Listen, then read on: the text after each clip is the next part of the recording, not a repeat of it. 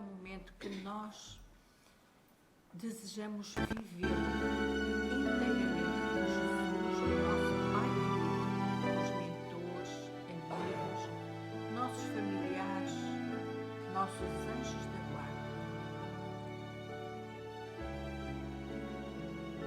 Pai querido, nós te convidamos para que estejas hoje e todas as vezes que aqui se repita o Evangelho, estejas conosco, sejas o convidado principal e que tragas Jesus contigo. Que todos os queridos espíritos, nossos amigos, se juntem a nós nesta hora. Neste momento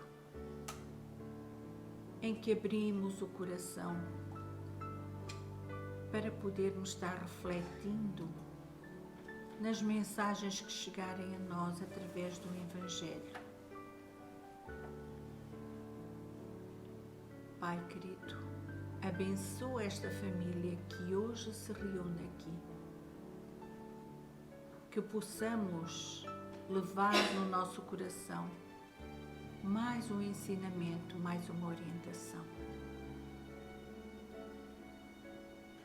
Que seja um momento de paz e tranquilidade.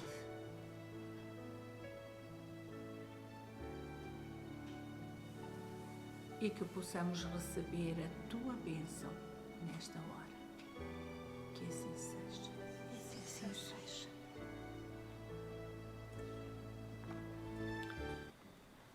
O Evangelho segundo o Espiritismo. Nota da editora. A nossa tradução da obra O Evangelho segundo o Espiritismo foi feita da terceira edição francesa, ou seja, daquela que foi revista, corrigida e modificada por Allan Kardec. Revue Spirit, ano de 1865, página 356. Encarregou-se dessa tradução o saudoso presidente da Federação Espírita Brasileira, Dr. Guilom Ribeiro, engenheiro civil, poliglota e vernaculista. Rui Barbosa, em seu discurso pronunciado na sessão de 14 de outubro de 1903, Anais do Senado Federal, volume 2, página 717, em se referindo ao seu trabalho de revisão do projeto do Código Civil, trabalho monumental que resultou na réplica e que lhe imortalizou o nome como filólogo e purista da língua, disse: devo, entretanto, Sr. Presidente, desempenhar-me de um dever de consciência, registrar e agradecer da tribuna do Senado a colaboração preciosa do Sr. Dr. Guilom Ribeiro, que me acompanhou nesse trabalho com a maior inteligência, não limitando os seus serviços à parte material do comum dos revisores, mas muitas vezes suprindo até a desatenções e negligências minhas. Como vemos, Guilom Ribeiro recebeu, aos 28 anos de idade, o maior prémio, o maior elogio a que poderia aspirar um escritor, e a Federação Espírita Brasileira, 20 anos depois, consagrou-lhe o nome, aprovando unanimemente as suas impecáveis traduções de Kardec. Jornalista emérito, Guilom Ribeiro foi redator do Jornal do Comércio e colaborador dos maiores jornais da época. Exerceu durante anos o cargo de diretor-geral da Secretaria do Senado e foi diretor da Federação Espírita Brasileira no decurso de 26 anos consecutivos, tendo traduzido ainda o Livro dos Espíritos, o Livro dos Médiuns, a Gênese e obras póstumas, todos de Allan Kardec. A explicação. Como é do domínio público, Kardec, ao imprimir a terceira edição do seu livro, O Evangelho segundo o Espiritismo, por ordem dos Espíritos, reformou completamente as edições anteriores, suprimindo inúmeros trechos, acrescentando outros, alterando a redação de muitos e a numeração de vários parágrafos, tendo anteriormente modificado o próprio título da obra. A terceira edição francesa ficou, pois, sendo a definitiva, e por isso mesmo a Federação Espírita Brasileira, obediente às instruções que os espíritos deram a Kardec, e por este aceitas, fez a presente tradução da referida terceira edição francesa, sobre a qual Kardec escreveu em Revue Spirit de novembro de 1865 o seguinte: esta edição foi completamente refundida. Além de algumas adições, as principais modificações consistem numa classificação mais metódica, mais clara e mais cômoda das matérias, tornando a obra de mais fácil leitura e facilitando igualmente as consultas. A editora FEB. Prefácio. Os Espíritos do Senhor, que são as virtudes dos céus, qual imenso exército que se movimenta ao receber as ordens do seu comando, espalham-se por toda a superfície da terra e, semelhantes a estrelas cadentes, vêm iluminar os caminhos e abrir os olhos aos cegos. Eu vos digo, em verdade, que são chegados os tempos em que todas as coisas hão de ser restabelecidas no seu verdadeiro sentido, para dissipar as trevas, confundir os orgulhosos e glorificar os justos. As grandes vozes do céu ressoam como sons de trombetas, e os cânticos dos anjos se lhes associam. Nós vos convidamos, a vós, homens, para o divino concerto. Tomai da lira, fazei uníssonas vossas vozes, e que, num hino sagrado, elas se estendam e repercutam de um extremo ao outro do universo. Homens, irmãos a quem amamos, aqui estamos junto de vós. Amai-vos também uns aos outros e dizei do fundo do coração, fazendo as vontades do Pai que está no céu: Senhor, Senhor, e podereis entrar no reino dos céus. O Espírito de Verdade. Nota: a instrução acima, transmitida por via mediúnica, resume a um tempo o verdadeiro caráter do Espiritismo e a finalidade desta obra, por isso foi colocada aqui como prefácio. Introdução. 1. Objetivo desta obra. Podem dividir-se em 5 partes as matérias contidas nos Evangelhos: os atos comuns da vida do Cristo, os milagres, as predições, as palavras que foram tomadas pela Igreja para fundamento dos seus dogmas e o ensino moral. As 4 primeiras têm sido objeto de controvérsias. A última, porém, conservou-se constantemente inatacável. Diante desse código divino, a própria incredulidade se curva. É terreno onde todos os cultos podem reunir-se, estandarte sobre a qual podem todos colocar-se, quaisquer que sejam suas crenças, porquanto jamais ele constitui matéria das disputas religiosas, que sempre e por toda a parte se originaram das questões dogmáticas. Aliás, se o discutissem, nele teriam as seitas encontrado sua própria condenação, visto que, na maioria, elas se agarram mais à parte mística do que à parte moral, que exige de cada um a reforma de si mesmo. Para os homens, em particular, constitui aquele código uma regra de proceder que abrange todas as circunstâncias da vida privada e da vida pública, o princípio básico de todas as relações sociais que se fundam na mais rigorosa justiça. É, finalmente e acima de tudo, o roteiro infalível para a felicidade vindoura, o levantamento de uma ponta do véu que nos oculta a vida futura. Essa parte é a que será objeto exclusivo desta obra. Toda a gente admira a moral evangélica, todos lhe proclamam a sublimidade e a necessidade. Muitos, porém, assim se pronunciam por fé, confiados no que ouviram dizer, ou firmados em certas máximas que se tornaram proverbiais. Poucos, no entanto, a conhecem a fundo e menos ainda são os que a compreendem e lhe sabem deduzir as consequências. A razão está, por muito, na dificuldade que apresenta o entendimento do Evangelho, que para o maior número dos seus leitores é ininteligível.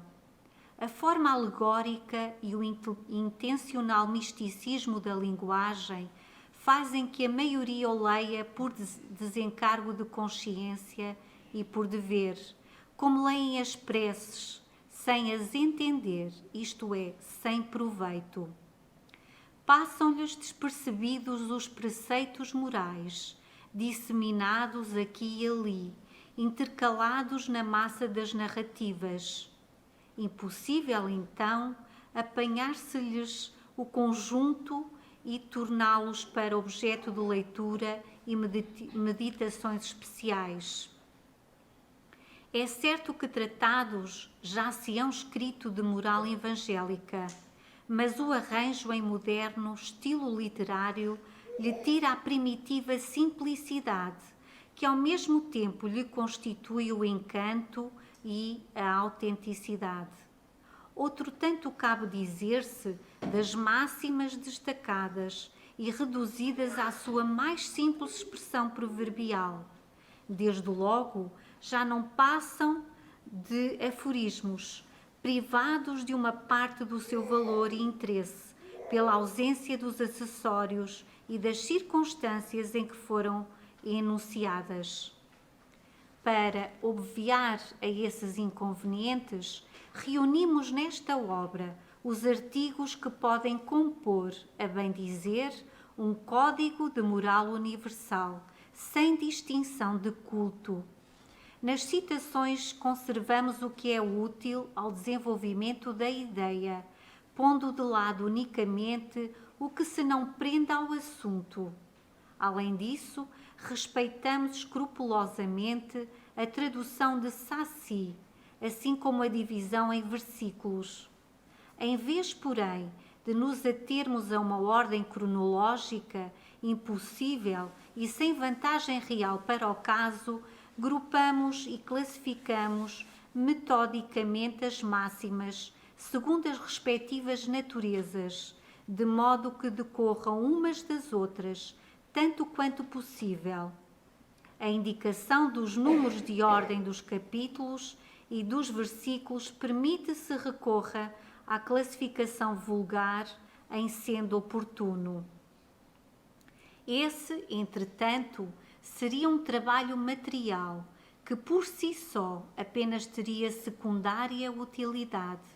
O essencial era pô-lo ao alcance de todos, mediante a explicação das passagens obscuras e o desdobramento de todas as consequências, tendo em vista a aplicação dos ensinos a todas as condições da vida.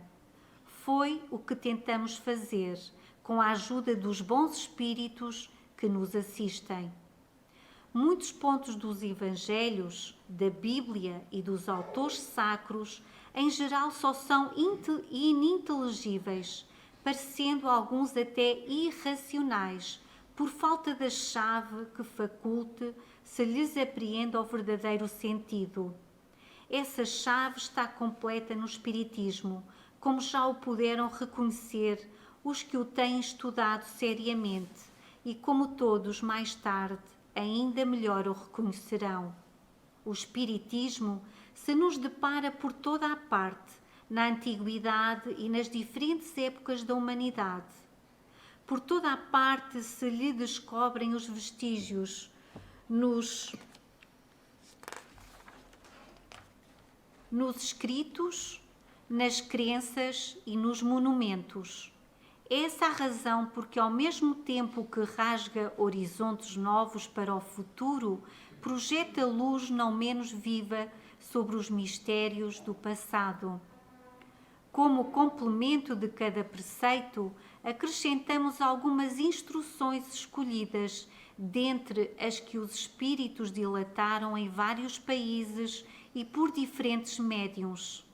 Se elas fossem tiradas de uma fonte única, houveram talvez sofrido uma influência pessoal ou a do meio, enquanto a diversidade de origens prova que os espíritos dão indistintamente seus ensinos e que ninguém a esse respeito goza de qualquer privilégio. E temos aqui uma nota. Houvéramos, sem dúvida, podido apresentar sobre cada assunto maior número de comunicações obtidas numa porção de outras cidades e centros, além das que citamos.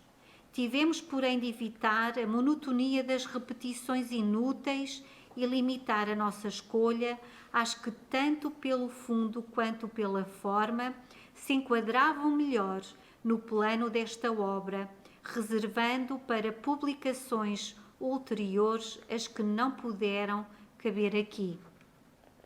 E continuando, esta obra é para uso de todos, dela podem todos aurir os meios de confortar com a moral do Cristo o respectivo proceder.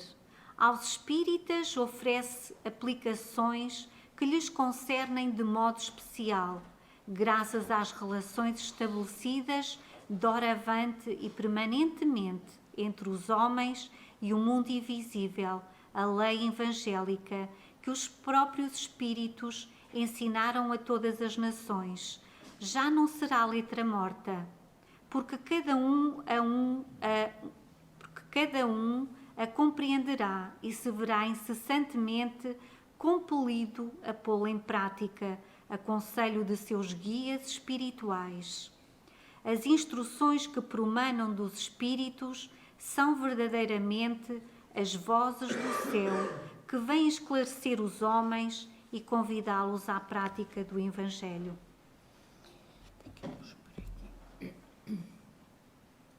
Então, hoje compreendemos, através da leitura que foi feita, como é que foi compilado o nosso Evangelho segundo o Espiritismo.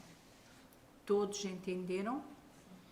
Então, vamos conversar um bocadinho, vamos comentar um bocadinho sobre a leitura, para ficar mais vivo. Portanto, o que nós poderemos entender é que, relativamente ao Evangelho, houve sempre muita dificuldade em entendê-lo. Daí que Allan Kardec fez vários estudos aprofundados e obteve a ajuda, de facto, de diversos médiuns para poder trazer a profundidade dos ensinamentos da moral de Jesus.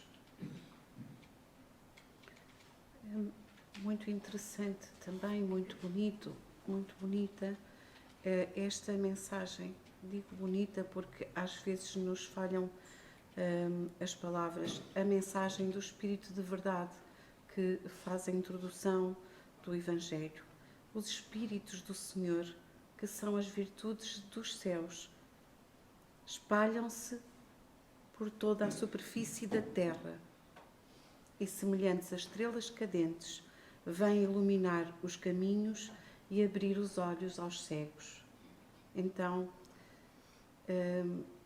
temos ouvido aqui tantas vezes o Espírito de Verdade é Jesus, e Jesus nos manda através de Allan Kardec, de todos os espíritos que vêm espalhar sobre a superfície da Terra a sua mensagem, relembrando-nos relembrando-nos e aquilo que ele já nos tinha dito. E Kardec vai precisar ainda que o Espiritismo então nos vem trazer luz, luz para o nosso futuro, mas também luz em relação ao passado, porque nos vai ajudar a compreender tudo o que já estava dito para trás.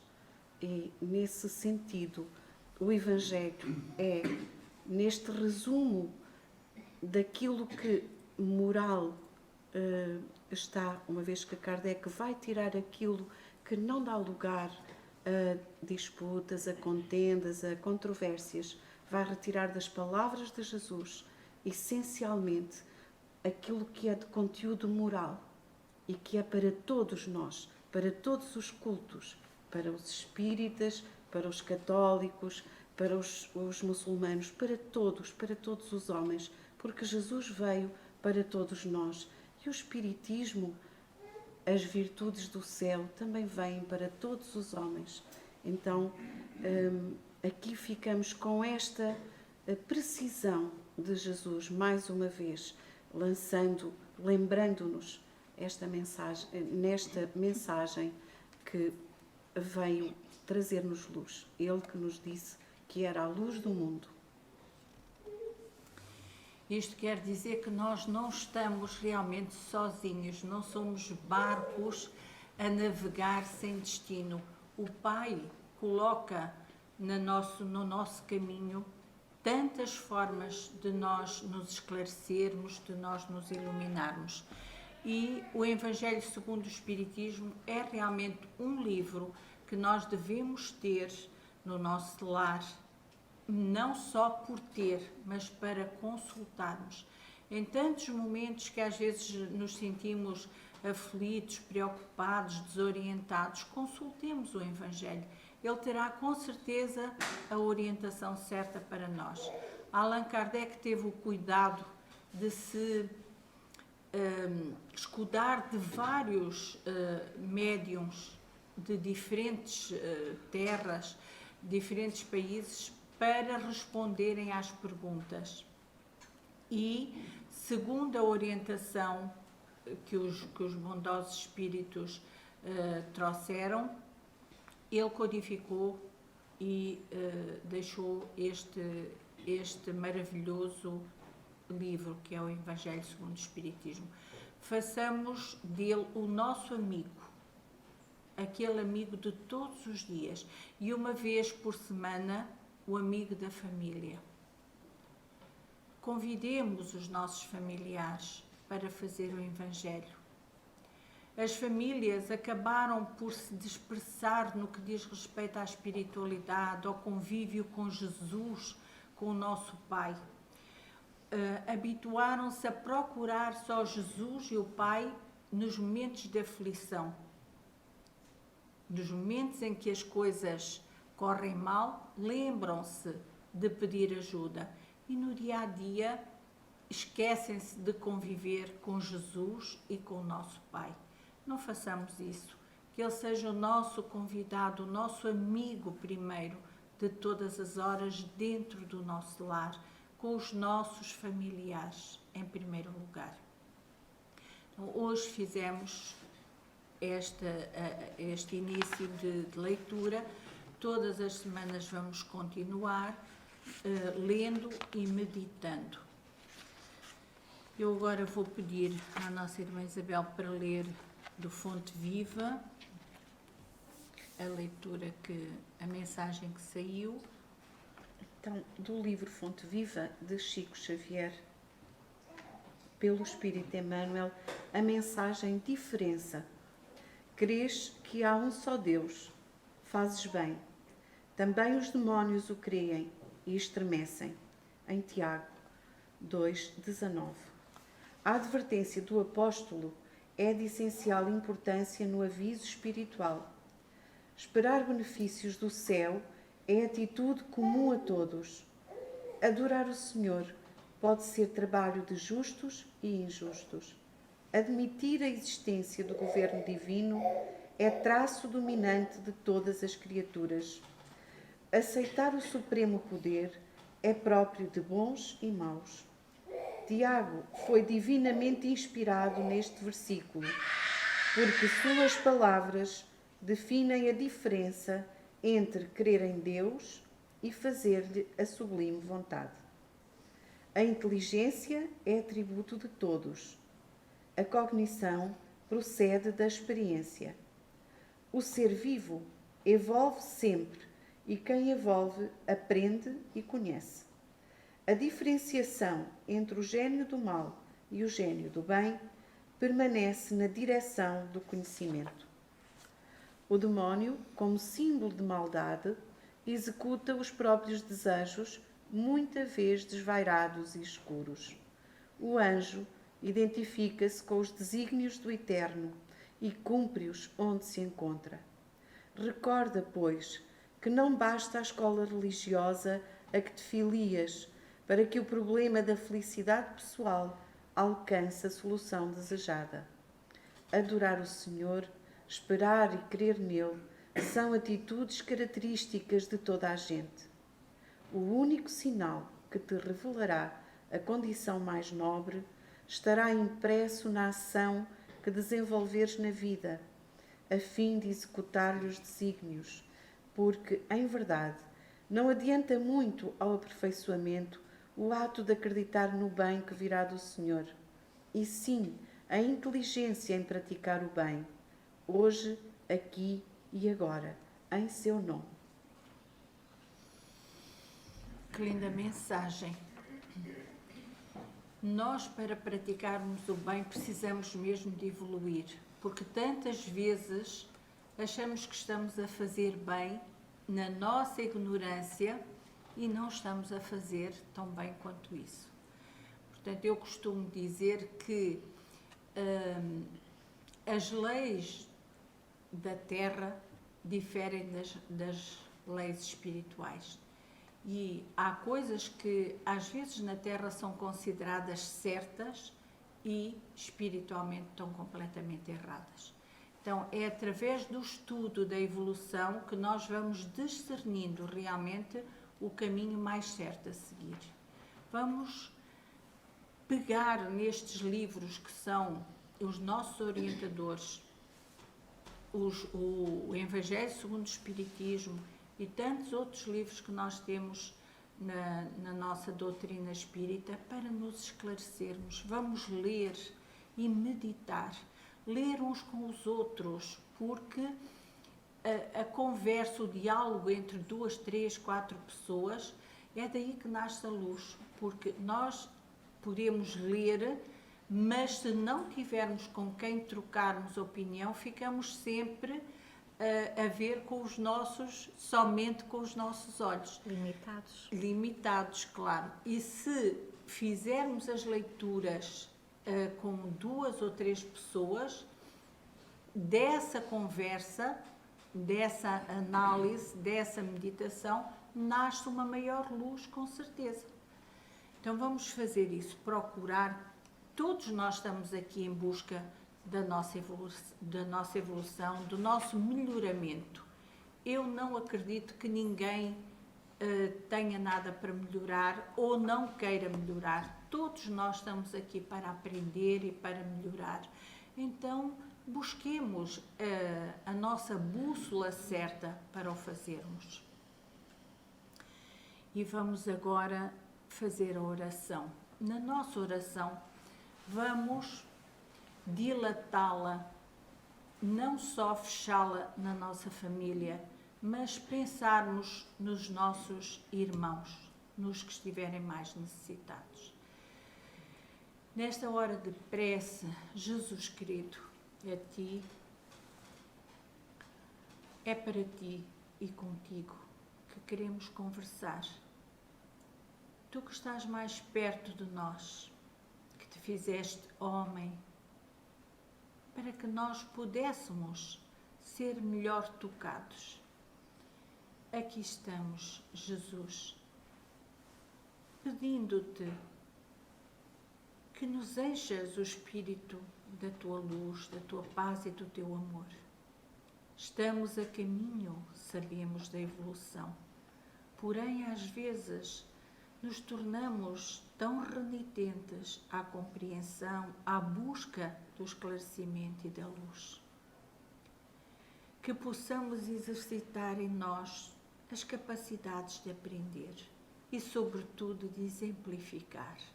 A cada dia da nossa vida, façamos o melhor, e o melhor é tudo aquilo que tu, Jesus, ensinaste. Nesta hora de prece, aqui reunidos com a família, com esta grande família, no nosso lar espírita, estamos rogando pelas nossas famílias terrenas, com aqueles que nos juntamos aqui na Terra para aprender, cumprir e evoluir. Rogar-te por todas as famílias do mundo inteiro. Rogar-te pelas criaturas que se encontram doentes, nossos irmãos que se encontram nos hospitais. Neste momento, lembrá-los com todo o carinho. São momentos que sofrem ou que fazem sofrer. Aqueles que passam pelas dores, pelas doenças e também os familiares que acompanham. Por isso, nesta hora de prece, lembramo-nos de todos eles. Lembramos também os nossos irmãos que estão detidos nas prisões, alguns por culpas, por passos maldados, mas outros, e estes te pedimos, com maior profundidade, aqueles que ali estão e estão inocentes. Apieda-te deles, Senhor. Ampara-os para que não se revoltem e aqueles que ali estão por culpas suas reconheçam e aprendam. É sempre tempo da evolução. Rogamos-te também pelos idosos, aqueles que já caminharam uma vida e que agora se encontram já exauridos das forças, os nossos pais, os nossos avós. Lembramo-nos deles com toda a ternura e carinho e te pedimos que a sua cruz seja aliviada, que eles possam terminar os dias rodeados de amor e ternura, aconchego,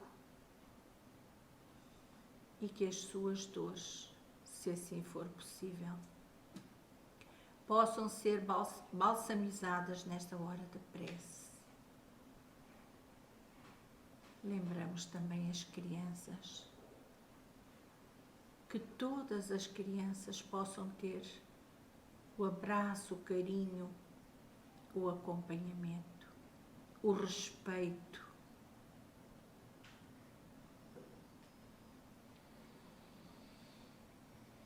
Lembramos ainda os países que se encontram em guerra e nesta hora de prece pedimos que a energia do amor envolva todos os nossos irmãos que ali se encontram. Que a nossa prece possa servir de bálsamo aos sofrimentos, às dores dos irmãos que se encontram envolvidos nestas guerras.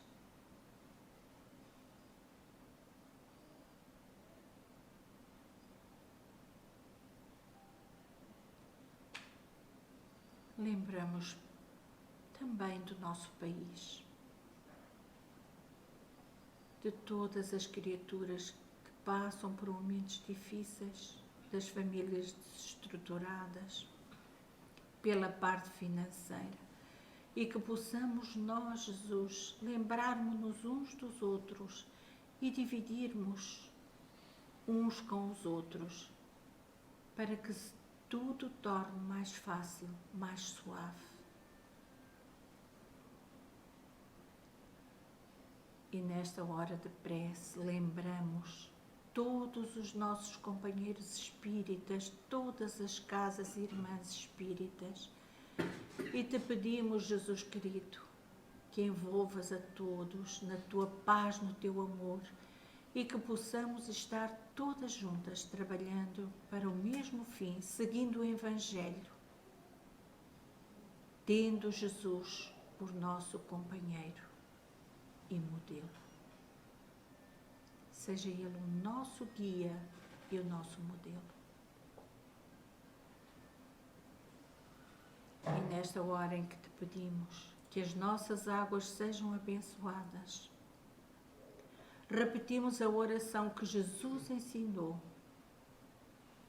quando passou pela terra. Pai nosso, que estás no céu, Santificado seja o vosso nome. Venha a nós o vosso reino. Seja feita a vossa vontade, assim na terra como no céu. O pão nosso de cada dia nos dai hoje. Perdoai as nossas ofensas, assim como nós perdoamos a quem nos tem ofendido. E não nos deixeis cair em tentação, mas livrai-nos do mal.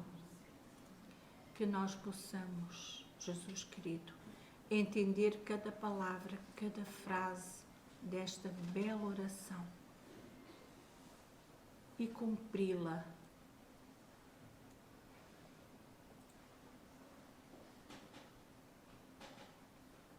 Que a tua paz nos envolva a todos, Jesus. Que o teu amor permaneça em nossos corações. Encerramos assim o primeiro Evangelho do nosso lar, na nossa casa espírita, Grupo de Estudos Espíritas Allan Kardec. Que Jesus abençoe esta grande família. Que assim seja. Que assim seja.